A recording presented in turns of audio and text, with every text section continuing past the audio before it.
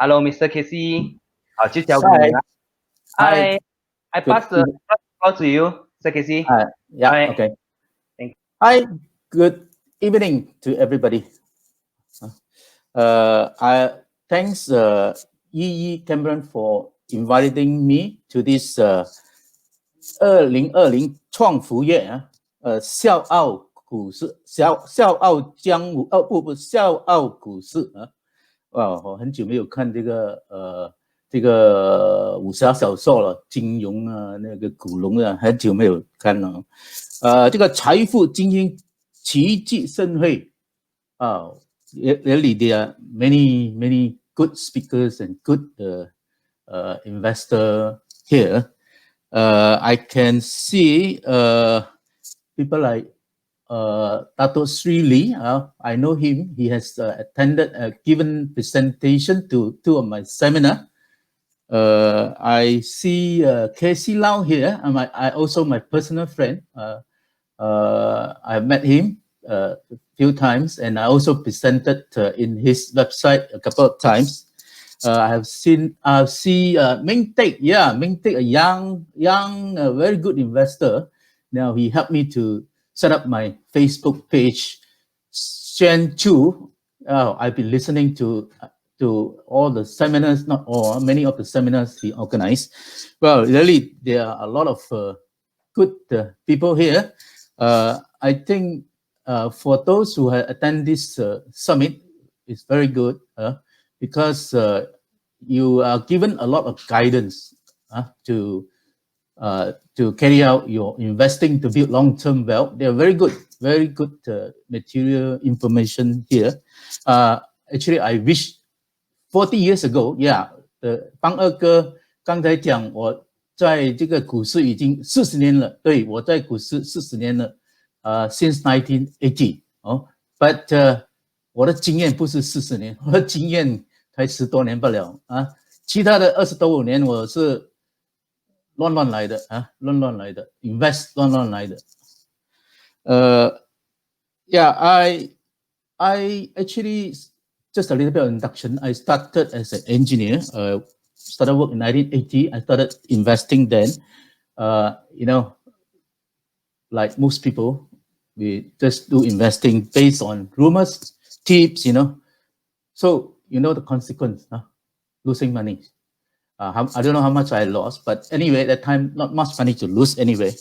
Then I started to read some investment periodicals, like last time Investors, you know, Malaysian Business. Then I learned a little bit of things like to look at things like PE ratio, that kind of thing.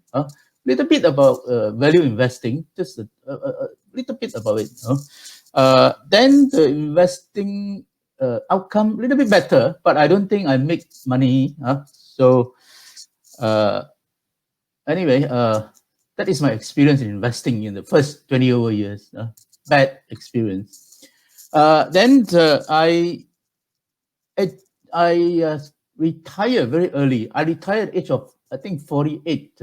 48. I retired is not because I earned a lot of money from investing, but because I worked many years as an engineer, you know, worked in Singapore where I got some money, and you know, I saved some money, and I retired. I went overseas, so I thought, you know, with that money I saved, I could retire, you know, by earning some good return from the stock market. I can retire comfortably for the next 20 over years, 30 over years. You know, when you retire at 48, well, your life expectancy can be, you know, you can live until 80. A lot of people live until 90, so many years, you know. So actually, my advice is that, you know, when you are young, you are not too bad about your job. You don't really dislike that much, you know, you carry on working, earn as much as you can, because in retirement, you want a good life, you really need a lot of money.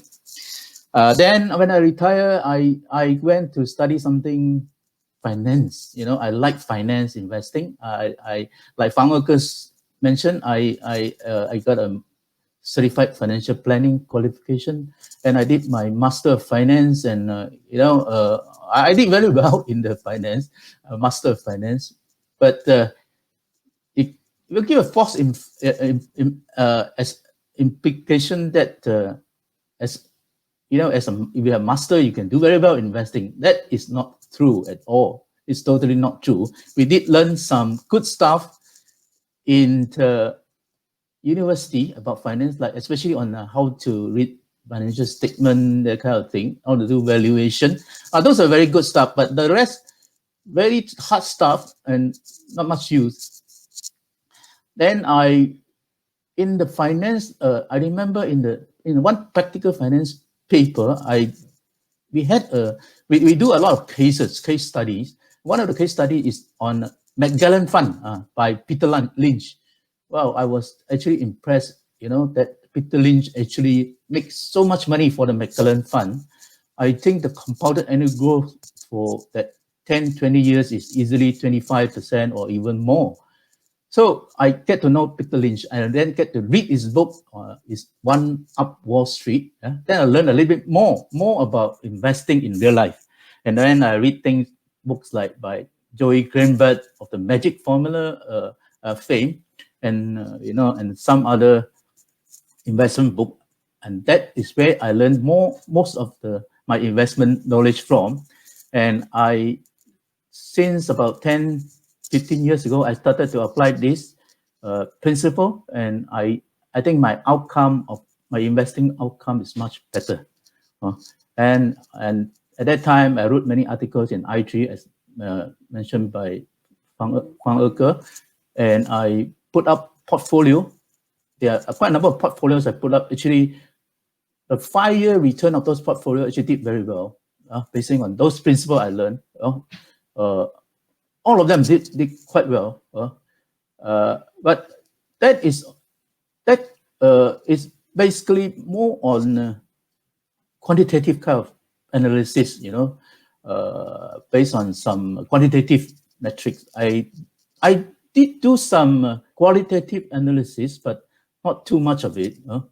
And investing actually is a learning process. I learned through the years, and I learned from many people.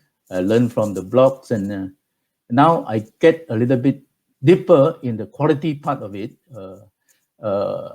go deeper into the qualitative analysis of the companies. That's where I start with this, my talk here, quality investing. Okay, now I will start to share my screen here now.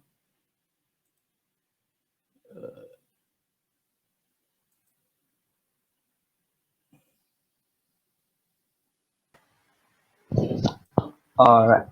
Mr. Casey, I will be with you together, so later we may have some questions. All right? Okay. All right, that's good. So far, I'm okay. I can hear properly from me? Yeah, can. Not too loud, not too soft? Yeah, normal. Okay. Quite good. Okay, good. That's good. Okay, like Fang Erke said, I will introduce this book. Yeah, after writing so many articles, I had some lunches with Feng Sensei, Leng Yan. So he encouraged me to write a book to compile all the articles I've written. So that comes this book, a complete value investing guide that works, with some comment by Ko-I and my good friend Uitik B. And so this book is very comprehensive. It covers almost everything about fundamental value investing. Talked about some personal finance. They talked about the stock market in Malaysia, over the world, and the world, the up and down of the stock market. And the major part of it is on the how to read annual report, financial statement, income statement, balance sheet, cash flow statement, how to do valuation, how to interpret financial statement, go into detail like ROE, I even go to ROIC, I even go deep into Dupont analysis. We'll talk about a little bit about it. And then the valuation, of course, the normal valuations like P ratio, price to book, price to cash flow, and then the enterprise value. Even go to enterprise value. I even have quite a bit of on discount cash flow analysis. My friend used to tell me, there's no use one, but I mean, each has its own. I still think that we have estimate of the intrinsic value of stock is good, although the range can be very big. Okay, this book is available at NPH and Popular. I think now it's the third print. You can, if you're interested, you can order through this acepremium.com, this link. acepremium.com is my publisher. Thanks, Ace Premium, for publishing my book. Now, if you want to, you can also order through this link. This link is from my good friend, Blue Fan. Now he's very helpful. He told me, Mr. KC, your book very good. I want to sell for you. Yeah, he sold a lot of book for me. This is from Blue Fan. You can click on this and you can order from him. Or, if you order from Ace Premium or from Blue Fan, or you can actually also email me for the book. Now, from this, you can get a signed copy from me, autograph copy from me. You are interested. Now, this is my Facebook. Actually, I just started using Facebook actively just recently, just a few months ago, and I've been writing quite a bit of articles there. You're encouraged to go to my Facebook and give me a like and follow me, and and follow some articles I write about fundamental investing. The link is KC Chong NZ. KC Chong, that's my name, KC Chong NZ. NZ is because I'm in NZ. Sometime I go to NZ. Today we talk about outline of my talk, quality investing. Actually, quality investing, growth investing, all this, they belong to the same thing. It's value investing.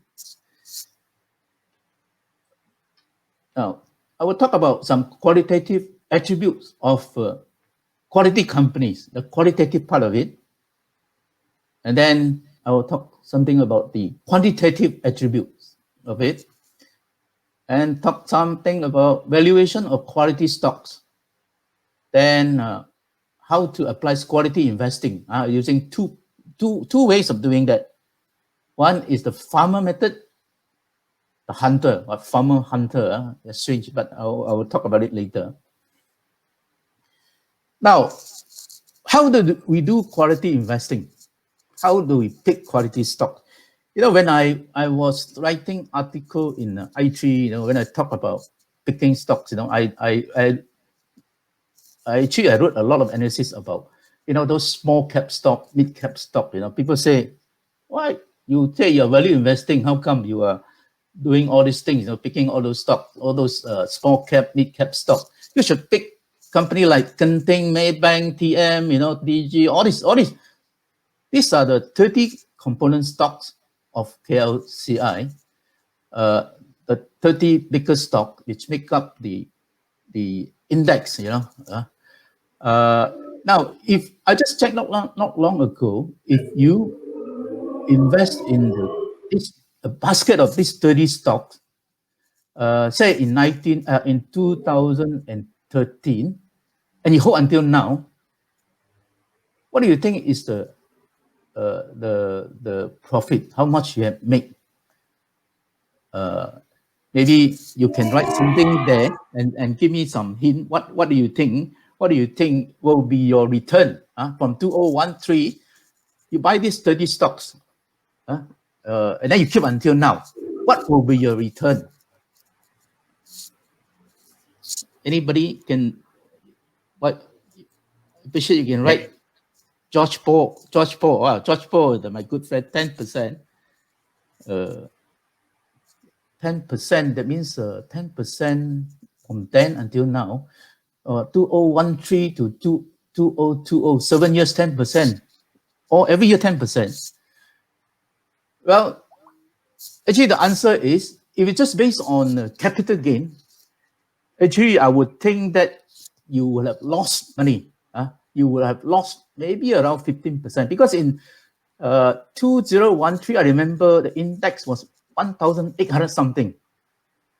Now is I think 1505. 1505 actually has dropped because with the dividend yield, then your loss will be less. So actually, you have bought these 30 stocks and keep it until now, you usually lose money. So quality investing is not about buying the biggest stocks, the 30 constituent stocks of the KLCI.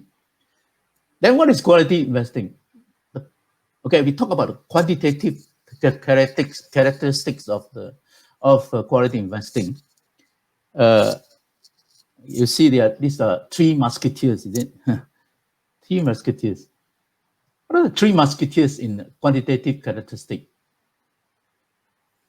One, return of capital, high return of capital. That is one of the most important, or I would say the most important qualitative characteristic of quality company. Of course, this is my opinion. This afternoon, I was listening to Joe Pan. Joe Pan is a very good investor, young man. How I wish I could be like him when I was his age. He was talking about, he emphasized on growth. Yeah. For me, I think the most important is return of capital. Next one is cash flow. Sometimes, when return is actually profit, net profit, return is net profit. Sometimes profit may not be translated into cash. I talk a lot about this thing. Like one of the company I talk about. I actually presented in EE Cameron before. London Biscuit. It's making money every year, making money, but its cash flow, especially the free cash flow, is very bad. So high return, with good return of capital, doesn't come with cash flow. Of course, cash flow is lumpy. You don't look at 1 year, 2 years, 3 years. You look at a long period of time. Then the next one, of course, is growth. You cannot talk about quality without talking about its characteristics of high growth. So with high return of capital, translated into cash flow. With the cash flow, you are able to reinvest back into the business and obtain the same return of capital or higher return of capital. With that growth, you make more money, you make more return, you get higher return of capital. And then with higher return of capital, you get higher cash flow. It's a circle. It's a very powerful three musketeers of quality company. High return, cash flow to growth, because your return on capital is 20%, you can reinvest back into the business. For everything you can reinvest back to the business and return 20%, your company, your earning will grow 20% every year. If you earn 20%, you pay out 5% to dividend, you reinvest the rest back, and it earns the same return of capital, then you also can grow very high, maybe 15%. So it's a very powerful combination. Now, the quantitative characteristic. First, talk about return of capital. I use, for simplicity, I use return of equity. Return of equity means equity divided by the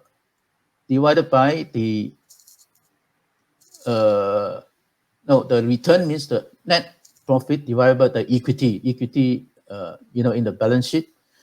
The return of equity make up of two components at this level.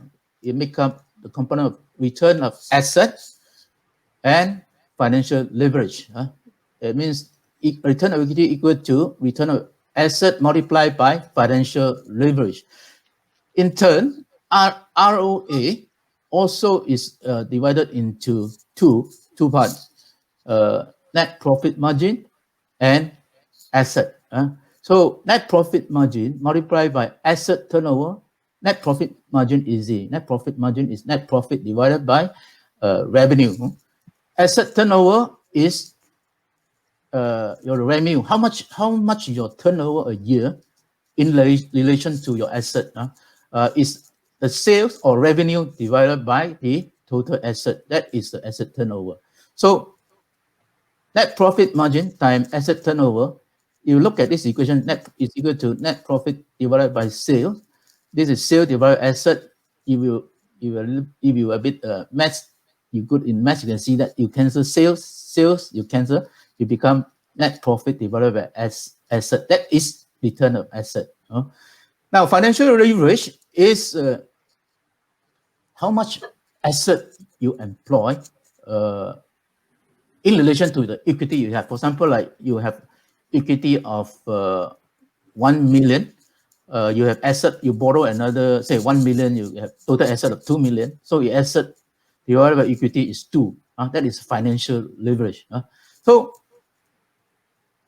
return of equity make up of this level, make up of these two metrics, ROA times financial leverage.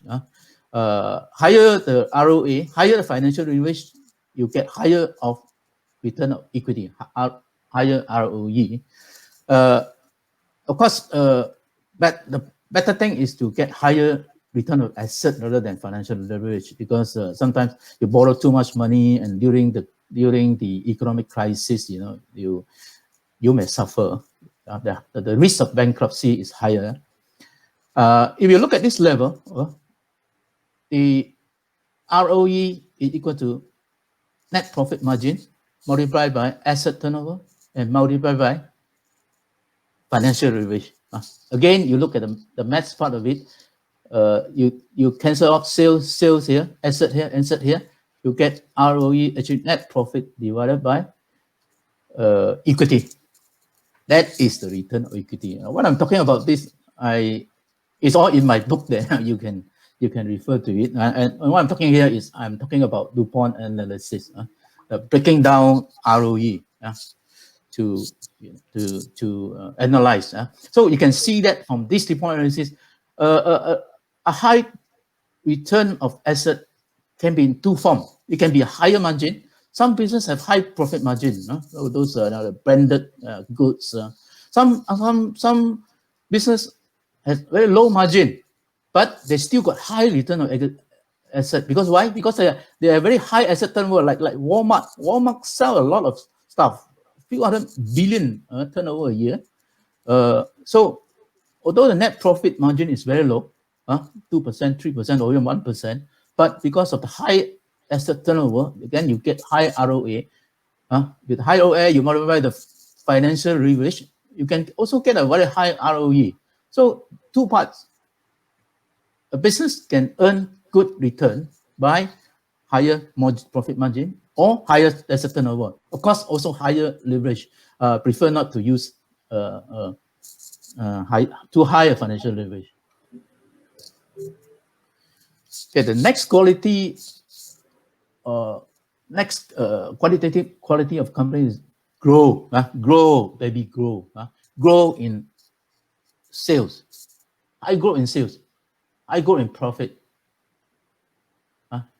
Both must come together. Your high growth revenue and then the profit don't go up, you also susah. Then grow geographical growth. Your business, your goods and services can sell all over the world. You can grow geographically. That is a very good growth. Because of some structure change, you can have very long runway, very long duration of growth. Such as right now with this COVID-19, people stay at home. People are very concerned about health, cleanliness. So things like healthcare, like growth, there is some kind of structural change. I think they will continue to grow. Of course, there are also this cyclic growth. Sometimes things like like those furniture company or oil company or plantation, they're cyclic.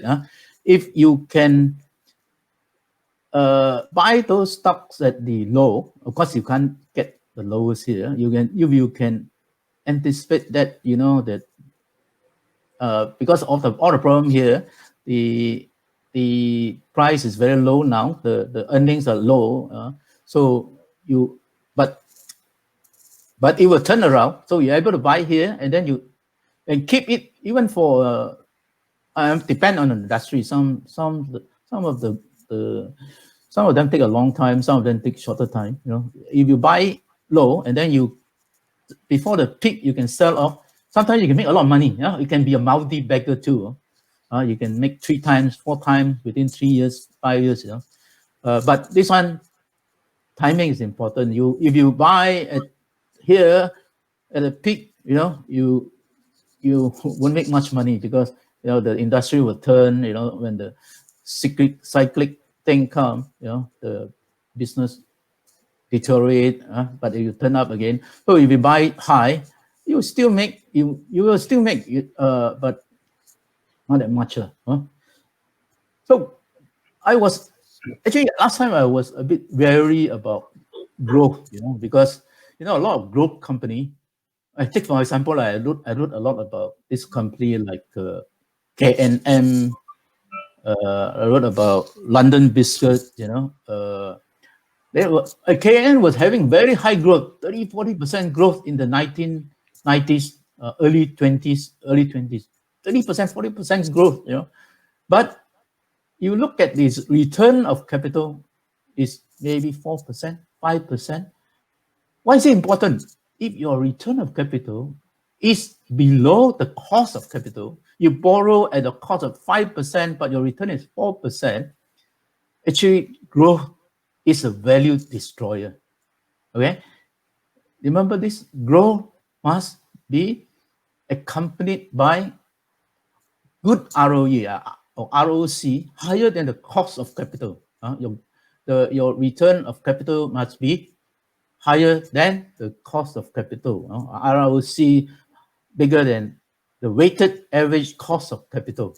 Or ROE must be bigger than return of equity. That's important for scouting for growth company. The last part of quantitative characteristic of quality company, cash flow. As I say, earning has to be translated into cash over the long run. Not necessarily every year, but over a few years. And you have cash flow from operations. Whatever cash you receive from your operation, whether cash in minus cash out, that is the cash flow from operation. Then with the cash flow operation, you know, company has to spend money for maintenance, for future growth. So you got to buy property, buy plant, equipment. After spending money on plant equipment, you get free cash flow. What do you do with free cash flow? What the company do with cash flow, free cash flow? Company can invest the free cash flow in other business. You know, you can like Top Glove with the free cash flow, go and acquire another company, spend, you know, go and build more plant, production line. A company can also use the free cash flow to pay down debts, you know, to lower the interest payment, to, you know, avoid the bankruptcy risk. And this is the part most investor like, you know, company using the free cash flow to pay dividends or share buyback. Both of them do the same thing. You know, when you pay dividend, you know, you get more dividend. But your company buy back shares, you know, the number of shares reduce, you know, your earning per share increase. Also good for shareholders. So I talked a lot about ROC, ROE, Dupont, all this stuff, cash flow, free cash flow. Yeah, they are all in this book. In my book. Okay. Disclaimer. Before I go to disclaimer, I see whether there's any question or not. Yeah, Casey, I saw one question here. So Yeah. basically about can give case study. Is it long? I mean for us to have a case study here? Case study here. Yeah, Well, we have maybe. we have some example, but long. This presentation is, I think, is only 1 hour. So I don't Yeah, know whether we got time or not.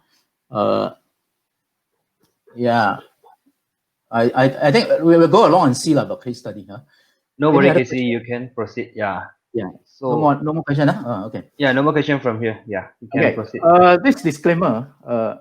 Sorry, I'm a bit lazy. I just copy from somebody's disclaimer, but very useful for me.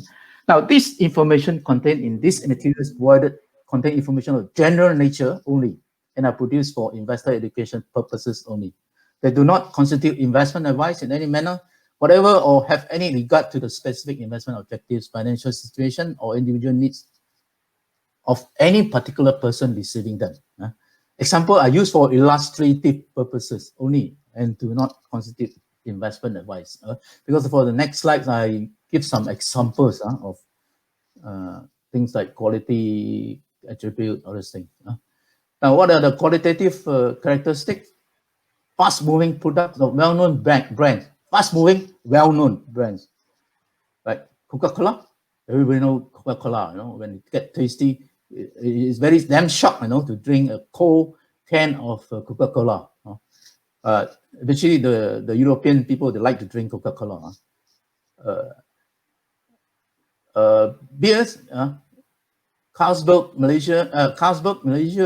In Malaysia, there are only two beer company, Carlsberg and Heineken. So, I used to play golf. A group of golf kaki on Saturday afternoon. After the golf, we go to the terrace there and beer. After that, we go for dinner. In the dinner, we drink beer again. After that dinner, on Saturday night only. After the dinner, we go to a pub, drink beer again. A lot of beer drink. You go to coffee shop, you can see people, bottles of beer there, one after another. When they drink more, they get high, they drink even more. So very fast moving, and there are only two providers, two brands in Malaysia. Nestle, a portfolio of famous goods like Maggi Mee, Nescafe, Coffee Mate, very fast moving product. A lot of people buy. Gillette, the shaver, you use a shave, a lot of them use one time, change it, very fast moving. Now, this type of fast moving product of well-known brands, they generally have very high return of capital. I think like Carlsberg return of capital can even close to 100%, because they're very low invested capital. Same like Coca-Cola, very high return of capital, very excellent cash flows. With excellent cash flow, they give very good dividends. Coca-Cola may give 3%. Carlsberg also give you 3%, 4%. Of course, this beer company now, they have some problem now. But this thing will pass. So high ROC, excellent cash flow. Next, qualitative characteristic of quality company: products and services that always are purchased. What? Like what? Top glove. In healthcare, when doctor do operation, they use glove. Especially now with COVID-19, everything you have to use glove in food handling, everything. So a lot of demand, always purchase. So very high growth. Medicine, I don't know about you. At my age now, myself have taken quite a number of medicine. High blood pressure, gout, cholesterol. So imagine if so many people take these drugs. Standard and Poor. Now, in those American companies, when they borrow money, they normally go to the capital market, they issue bonds. So when they issue bonds, they to get somebody to rate the bonds.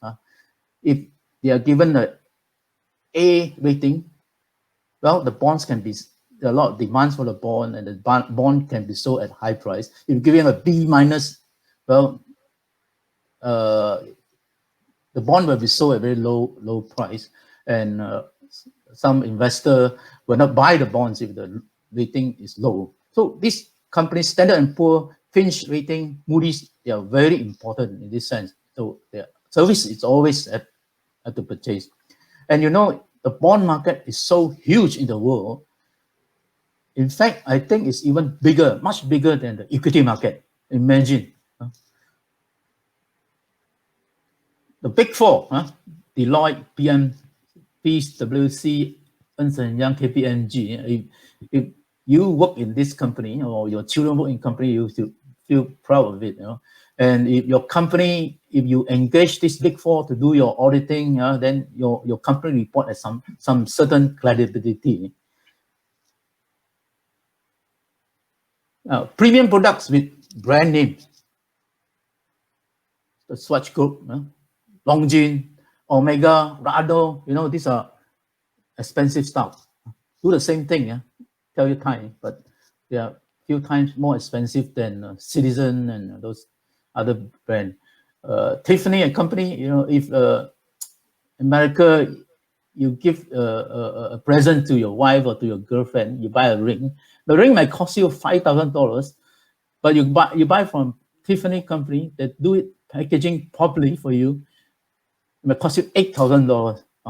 Imagine the margin they command. Hermes, is it right pronunciation? Hermes, Paris. Heard of Birkin bag? You know how much a Birkin bag costs? Can you put down there what is the cost of a Birkin bag?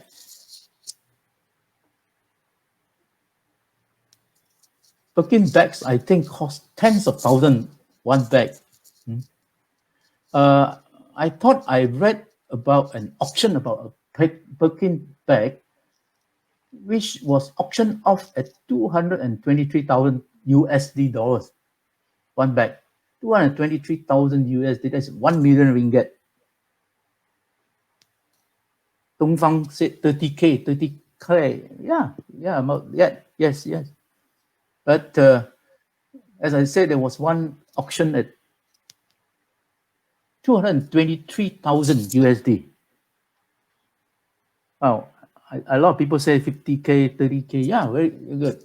Buy one for your girlfriend, buy one for your wife. Good for you. Now let's go to the lower end kind of products. Guizhou Maotai. I think just yesterday or a couple of days ago, I saw this Mao Zedong was entertaining the foreign dignitaries with Maotai. A Maotai also costs very expensive. People use it as investment, a few $1,000. The normal baijiu may cost you maybe 几十块罢了, but this one I think is a few $1,000. It's a premium product. The other thing is scarcity. All these products, the premium products, they have some kind of intangible benefits. Okay, status. See how rich I am. I mean, for the rich people, there's nothing. For people having Birkin bags, they have I thought hundreds of them. Nothing for them. Nothing to them. They have very high margin, very high margin. That's why when the high margin, they get very high return of capital. That is the characteristic of quality company. Next, products and services with high scalability. What are they? Netflix. Netflix, once they have all the shows, all the product they have, they go and get new customers. Their job to get new customers. Each customer they get, say, you pay $100 a month, but you know what's the cost? The cost is practically zero. Okay, zero. Imagine every revenue, $100 go to the bottom line as the profit. It's very scalable. Microsoft, I am using PowerPoint now. Every day I use spreadsheet, Microsoft Excel. Not every day. Morning I use, afternoon I use, at night I use. Every day I use Word. I use cloud. I use Microsoft's cloud every day. Only thing I don't use Microsoft is Xbox. I don't play games. But all these products they have very scalable. Practically every cent go to the bottom line. Oracle software developer, SAP, Oracle, they are same. They once they develop the software, they sell. There's no cost. Every cent go to the bottom line. Tencent, same thing. They develop the games. So after that, they just sell with no cost. Pfizer, same. Once you spend the money on R&D, you develop the medicine, sell very high price, you sell more, the additional cost is practically zero, very close to zero. So this type of products and services with high scalability, the marginal profit equal to the marginal revenue. Network effects. Google. Every day I Google. It's not that every day I search for information. Every day I Google. The more people use Google, the more information Google collect, the more powerful it is. So the more people they can advertise to, the more revenue and income they earn. Facebook, as I said, I just start using Facebook recently. Once I use it, I find that it's very useful. I can connect with so many people.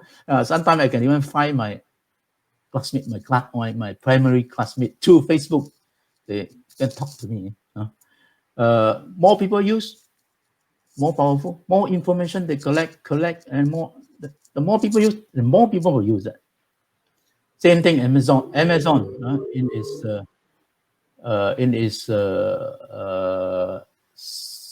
in its commerce platform selling.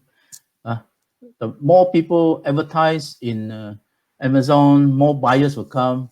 When more buyers, more seller will come. It's very powerful. The network effects. Same things at Alibaba. Same thing. B2B, B2C, C2C. Alibaba, to me, I think even better. They don't have to stock anything, just to using the internet platform, buy and sell. You buy, somebody sell, somebody buy. Every transaction, Alibaba makes some money. Very powerful.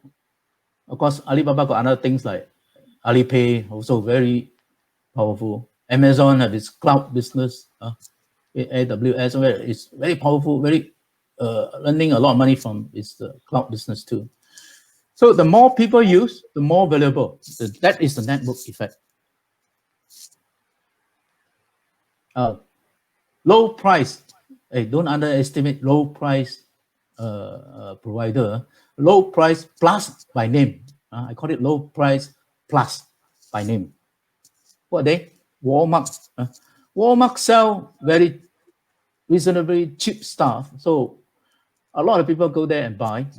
I think every suburb in US will have more Walmart.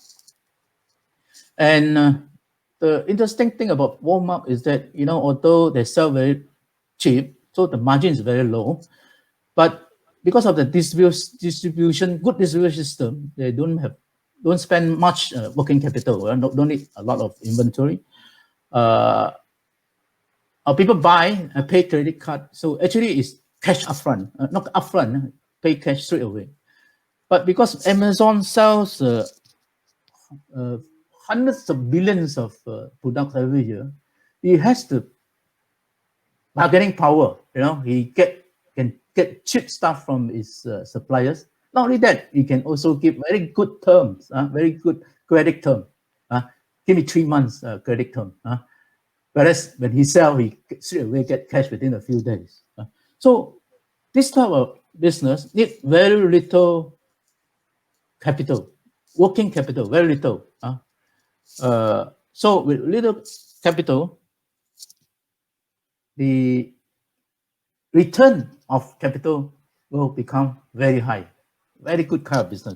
Besides, cash flow is very good. They sell and get money, but pay later. So the cash conversion cycle, CCC, the cash conversion cycle is very fast. Same thing, home depot, every suburb. That day, Casey Lau was telling me every suburb has this home depot. They sell cheap stuff. Not necessarily cheap, some are not cheap, but because it's a household name. Everybody want to buy household stuff, go to home depot. Of course, they do sell stuff cheaper than a lot of companies because of their the kind of the volume they sell. IKEA also, I think you would know, IKEA, the product also quite reasonable price. Some of them quite cheap, but they sell in big volume, and they have the bargaining power. Bardini, this is a local one. Bardini, don't underestimate this type of company, this type of apparel company. I've been following Bardini for a long time. It has very high return of capital. Somehow, because I think it's from the management is good. I think their turnover fast. Also, because of that, lower working capital. So very high return of capital. ROE could be 21%. Or return of invested capital even 30%. Very high return of capital. So these are company, high asset turnover, low margin. See, I'm saying high return of capital, not only necessarily high profit margin. High asset turnover, you sell a lot. In relation to your asset, you sell a lot. That is good. Very fast CCC. I just talked about cash conversion cycle, fast conversion cycle. High asset turnover, fast CCC will give you high ROC. We are looking at quality. The quality is high return of capital. Mr. Casey, sorry, just to remind you, I have another 10 minutes, yeah? Okay. All right. Sorry, thank you. Now talk about valuation of quality companies. P, price divided by earning, price earning ratio. For quality company, normally P is generally higher because of higher quality of earnings, higher return of capital, better cash flow. That's why the P are higher, high growth. The other valuations, enterprise multiples. What is a PE valuation you are willing to pay for this company like Microsoft, Tesla, Amazon?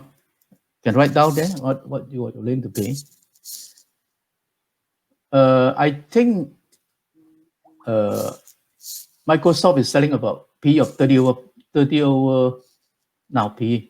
Tesla maybe 60, around there 60. The market cap is even bigger than Toyota. Microsoft PE 30 plus. I would think I will still invest in it. Tesla 60 plus, bigger cap than Toyota. Toyota sells many times the car than Tesla. So I would think I would not want to take the risk of buying Tesla. Amazon, PE even bigger, 100 over, but Amazon, the growth is fantastic. Growth 80 over percent consistently, 40% continuously. So, okay, imagine a company with this 30% growth, earning per share 10 cents now, price $3 now. So the PE 30. So would you buy a PE 30? with a 30% growth. You see the growth earnings, 30%, over 5 years, it will grow to 37 cents. So with that, actually you buy at a PE 30. After 5 years, the PE actually reduced to 8. So it's not expensive. But if a growing company at 30%, you think the PE will contract to 8? No, most likely it will continue to have a PE of 30, or even more. Imagine if its PE remain as 30, the price with the growth in earning, the price can grow to $3 to $11 in 5 years. So growth company deserve higher PE ratio. Okay, now I'll talk about two investing strategy for quality companies. One is the farmer type. The farmer type is like buying a basket of quality business at fair price. Quality, you look at growing company, positive free cash flow, ROE our 12%, ROIC 15%. Those are just guidelines, 12%. At a fair price, like PE less than 10, just a guideline I told you, PE 10, there some higher growth company, you can even pay 30. Enterprise, EBIT multiple less than 7, dividend yield 3%. These are just a guideline. But you should buy a basket of them as a diversification.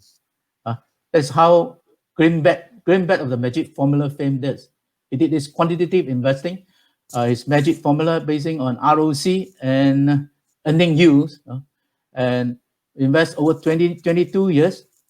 It make 23.8% compounded growth over 22 years versus 9.6% S&P 500. So $10,000 become 1.1 million in 22 years. Okay, S&P, if you invest in 10,000, you only become 74,500. You see the big difference in return. That is a quantitative way. You know, he actually buy the top highest ROC, maybe the 30 top ROC and earning yields company, and every year rebalance it for 22 years. That is the return, very good return. The hunter way is focus investing, like people like buy a few good stocks and keep it for long term. People like Warren Buffett. So in this book by Christopher Mayer, 100 Backers, have shown some companies return 100 backers return. That means $1 return $100 and 10,000 turn into 1 million. So the return is actually 9,900%. One of them is Berkshire Hathaway, 1965, $13, 1984, become 100 backer, 1,003. 100 backers in 19 years. In 2007, the price is 130,000, another 100 times. So another 100 backer in 23 years. In 2002, end of 2020, its price is $218. There are other 100 backers like Southwestern, low-cost airline, Home Depot, Dell, Cisco, Charles Schwab. There's some familiar 100 backers. This Starbucks, high growth all over the world. Pepsi, Monster, Amazon, Google, Apple, Shopify. Those are in US market. Do we have in Malaysia 100 backers? Yes, we do have some. Top growth, 647 backers at the end of July this year. I think it has become a 100 backer even in 2017, before this COVID-19 thing. Atalaika, 127 backers. Kosan, 104 backers. 10 Master, 214 backers. Some of the would-be 100 backers, Supermax, if you have bought them at cheap price, at a low price, it will be 100 backers. Whiteross, you buy a cheap price at maybe in 2008, 129 backers. Press Master, Press Metal, 115 backers. Scientech, 101 backers. So these are the characteristics of multi-backers.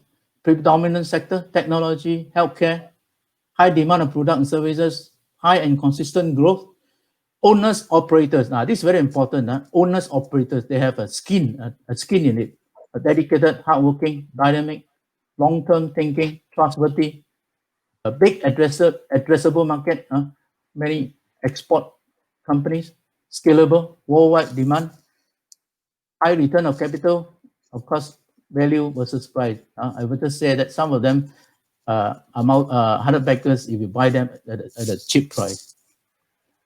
These are the powerful twin engine of multi-baggers. High growth in sales, high growth in profit, and then P expansion. You buy like Top Glove. I think 20 years ago, P only 5, 6. In 2017, it become a 100 bagger. I think P expanded to about 25. Become 100 bagger then. Now P much more than that. So high growth in sales, profit, and P expansion. Other requirement of fighting multi-baggers or 100 baggers, you must do your homework. Conviction.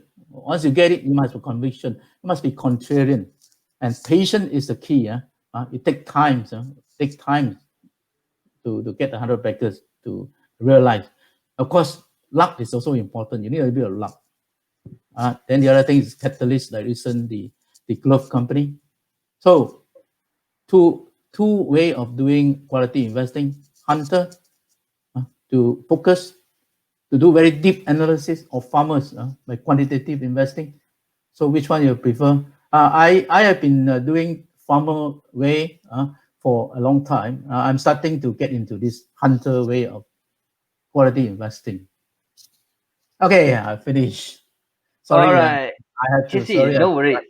yeah. Yeah, no worries. Yeah, Casey, Okay. sorry to interrupt. So because we have to wrap up now, so maybe we have just 2 minutes for you and Yeah. maybe some Yep. answers for you. Yep. All right. So let me see, is there any questions for you to answer from here? Yeah, so one, just now from Chong, right? So he has like, does that means great brand in FMCG industry consider quality? Uh, yes. Fast moving consumer goods from the good brand. I just show you on like Nestle and Carlsberg. Yeah, they are brands and they're fast moving. So with this, you can sell very fast, very high margin, very high asset turnover. Yeah, they are considered quality. Yeah, All definitely. right. All right, that's good. So because of the time constraints, so maybe we just wrap up shop here. So yeah, Casey, you do have anything to add up and then to wrap up for your presentation today, for your sharing today? Thank you for Cameron to invite me. And also, I thanks for all the people who viewed this presentation. I appreciate that, and best wishes to you in your investment journey. Remember, quality. All right. So thank you, Casey, for the sharing today.